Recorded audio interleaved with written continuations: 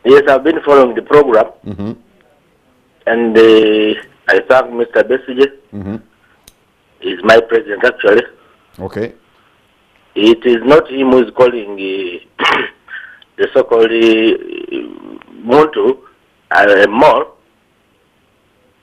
It is us who have seen him as a mole. It is me. I'm an FDC. And depending on what he is showing us, it should not be attached on Mr. Besigye. So Godfrey in Soroti, what have you seen for you to make that conclusion that your outgoing party president is a mole? Yes. How long, so far, how you have seen Mr. Besigye's rallies not being stopped? He came here in Soroti, was stopped, tear gas, everything was done. He came here, he was taken as a bride. So me, to my understanding, as an FDC supporter, I'm very, very clear. I should say this and should be put on record that he and what was done, and this should be put on record. So your conclusion, Godfrey in Soroti, your conclusion is that because your party president, whenever he organizes an event, he's not disrupted by the police, and that, for you, make you think that he's a mole. Very, very right. You're very right. You have made your point, Godfrey. I'll put it again to Dr. Besigye. I want to hear what you will be saying on that issue, because you have spoken with a lot of clarity on your issue, and that's your understanding. Let me take another call online. Hello. Hello. Hello. Well, I'm going to make maybe just one quick suggestion, that if you make a call, please turn down the volume, turn down. Or should I say reduce? That's not even right English, because that turn down the volume of your TV set so that it does not bring an echo into the studio and where you are. That's when you can be able to have a healthy conversation. Let me take a call online. Hello. Hello. Hello. Good evening, sir. What's your name and where are you calling from? I'm calling from Tororo. Tororo. Hello. You're calling from Tororo? I'm calling from Tororo. Okay. What's your name, sir? My name is Charles. Okay, Charles, you're on air. Go right ahead and speak in one sentence. I wanted to ask Doctor. We are running for the 5th term.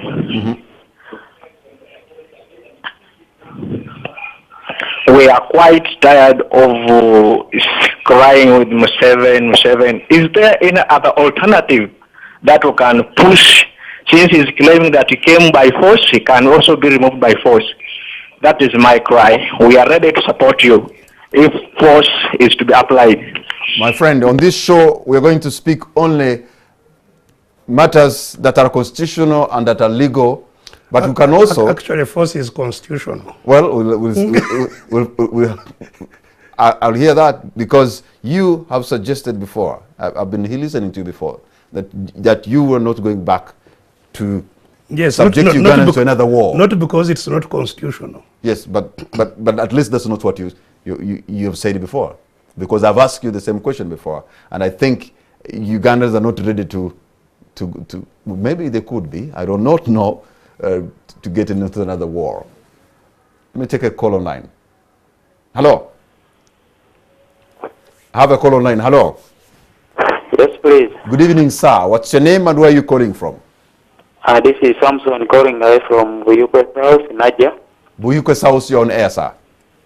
I would like to thank Dr. Kizza Besigye. I'm Masumba Samson calling from Nigeria. Okay, yes, you're hearing an echo. You just want to thank Dr. Kizza Besigye for what he's doing, right? That's for his struggle. Okay. I let him keep on it. Yes, you have made your point, sir. Let me take another call online, then Dr. Besigye will respond to some of the issues that are coming from you. Let me take a call online. Hello. Hello. Hello. Good evening, sir. What's your name and where are you calling from? But I see somebody already talking, so... No, you are listening to your own echo. Oh. Can you now speak don't mind about the echo you're hearing. Hello? Okay, unfortunately, I'm cutting the line. Okay, so... Yeah, well, first of all, really, I would like to, move away from this whole debate of mores. Because our country is at a very critical moment, I think it will be doing an injustice to our people, to our country, to simply focus on mores or no mores. As I have said, all of us are called mores. There will be detractors who will keep throwing and people also are, as I have said, they are real mores. And so somebody is well justified if he believes that I am a mole to say so. What my responsibility would be is to continue doing that which will make him understand that I am not a mole, and indeed which is something that should achieve our common objective. So I have also said to you that I know General Muntu for a very long time. We have been, close, actually, right from the bush. We were even together at Makerere. I was some years ahead of him, but we were together at Makerere. We were together in the bush. I have a lot of respect for him. I don't believe that he is a mole, and I have said so very publicly, that this talk should have no place in our party. Godfrey, here is your answer. Yes, right, but as I have said, people are perfect. I'm not a judge for all people. People make their own judgments. They are perfectly in order to make judgments about me. As I have told you, many judge me very harshly. They are perfectly in order to make judgments against General Muntu. Okay. And General Muntu should not be preoccupied. Kizza Besigye, go to the next because our time is running out now. Let's focus on what we need to focus on, which is critical at this moment. The question of using force, as I have said, actually when there is a threat to the Constitution, Article 3 of the Constitution imposes a duty, not just a right, but a duty on every Ugandan to defend the Constitution. And what is happening now is such a threat. I don't consider, tampering with Article 102 as simply an attempt at amending a constitution. It is an attempt at overthrowing the Constitution. Because as I have told you, those two legs, 105, 102, were legs that were fundamental to the Constitution. A Constitution is like a human being. You can cut off an arm and somebody will recognize this is Kamara. He has no arm. He has amended his body. He has no arm, or he has no arms, or he has no eye, or he has no ear, or he has no leg. But if you remove the head, then you can no longer talk about Kamara. It becomes the late. You cannot amend the person by removing the head or removing the skeleton on which the person is built. Then that becomes the late. The Constitution too has a skeleton, has a head, has a heart, things that you won't tamper with, which if you do, you have overthrown the whole Constitution. If that was the case, they should have entrenched those articles. Yes, and it is, you see, the entrenchment again is not really in the provisions that people talk about, that you have a referendum. A referendum is not an entrenchment. If a referendum indeed is going to be conducted by the same troublesome system that you are trying to deal with, the entrenchment of a constitution is in people's minds, in people's understanding. This is why I have told you that you can have an unwritten constitution. Okay. Those two provisions, and that's why people are standing up very strongly in a non-partisan way, saying enough is enough. And of course, don't forget that on top of people protecting the constitution, the 30 years of Mr. Museveni has not done a good job for the country. You know, if you see the state of the country after 30 years, in fact, it's so shameful, especially being a neighbor with a country like Rwanda, where you go and see things happening, everything working, cities clean, roads, and you come, it's like when we were young, there used to be those pictures in shops, one who sold on credit and one who sold on cash. You know, you would see the state of the shop of the person who sold on credit. It's like Uganda. So we are not just talking about these 30-something years.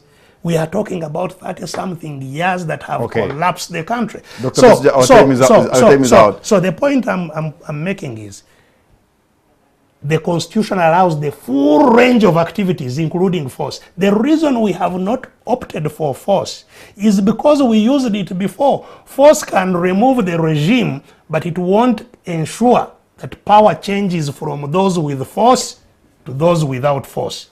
Okay. And what the change we want is the change from those with force to those without force. And my last question, this will be undertaken. Do we see the candidature of Kizza Besigye on the ballot in 2021? Well, if you want to know what I pray about every night, I pray about that we have a transition before 2021. And I don't just pray, I wake up to work for it. That we have a transition before 2021. And after there is a transition in this country, you won't see me as a candidate. I have never set out to look for leadership. I have set out to fight for my country. That is all. Dr. Colonel Kizza Besigye, thank you very much for having honored our invitation, and we appreciate your insights on the different matters, the Constitution amendment, but also your party politics and where Uganda stands tonight. Thank you very much. Good night. And I wish all Ugandans a happy end of the year. If I'm not back on this program before the end of the year, Merry Christmas and a Happy New Year. And hopefully a new year with a new regime. Thank you very much, and thank you too for having been a part of this. Good night and God bless Uganda.